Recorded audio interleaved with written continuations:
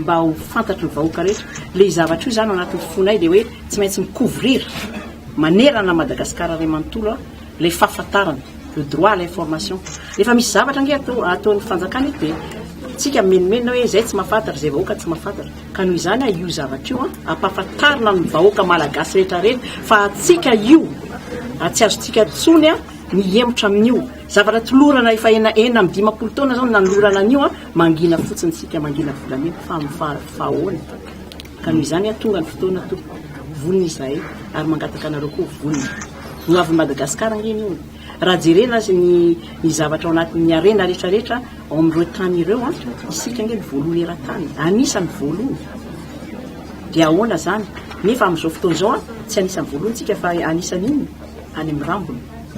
tena zavatra hoe tsy mety mihitsy zany hoe le manainga atsika rehetrarehetra ndao tompoko aza misalasala maro ny fahavalo fa matoky izay fa Andriamanitra izay nanome nataony manodidina Madagasikara nge io zavatra io tsy nataony lavitra ko ahoana moa no any 12 000 kilomètres any no miseho azo tompony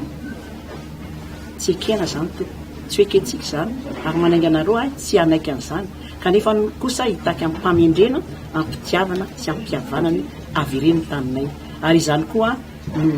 no hira fanevanay amin'izao fotoana izao tsy fanantenana fa tena hoe réalité mihitsy tsy fanantenana fotsiny fa ho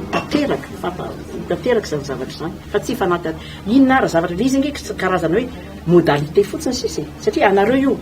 dia tsika miteny hoe bon avereno ara fanay io zay le izy démarche logika mihitsy nge zany ka tsy fanantenana fotsiny fa tena hoe ho tanteraka io zavatra io ka zay no itsona anareo mpanao gazety hoe andao tsika hanao fotoanandoha pirenena symposium national raha ohatra ka iza moa nanakana atsika amin'izany angatsika manonga-panjakana angatsika tsisy zavatra ataotsika fa tsy hoe ilaza ny ao anatin'ny fotsika hoe manana an'io zay ka dia zao ny zavatra tedavinay amin'ireo tany reo tsisy hoe fanonganam-panjakana tsy hitako mihitsy izy zavatra hoe zavatra anakany zotsika ane zany zotsika zany ko ahoana tsy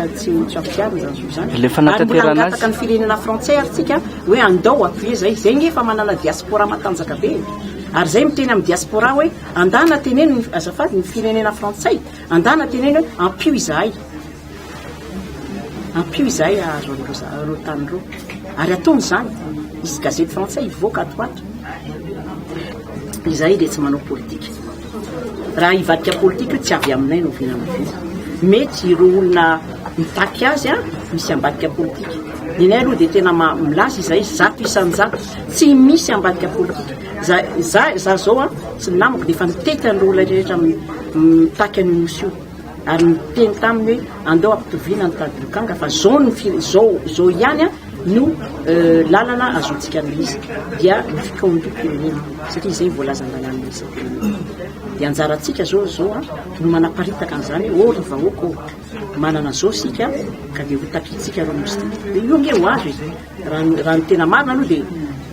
raha mandeha araka n'izay zavatra lazainay zay 100% aloha ho azo io any problème fotsiny dia napetraky le mpanao gazety teo hoe rehefa azo io toko dia ahoana ny vola ahoana fandehan'io zavatra io dia mbola ikondola itsika tsy ho apetraky sika amin'izay olona hoe tsy mendrika hitondra an'le izy tsy mendrika hitondra an'le fa ao anatin'ny sainay dia hoe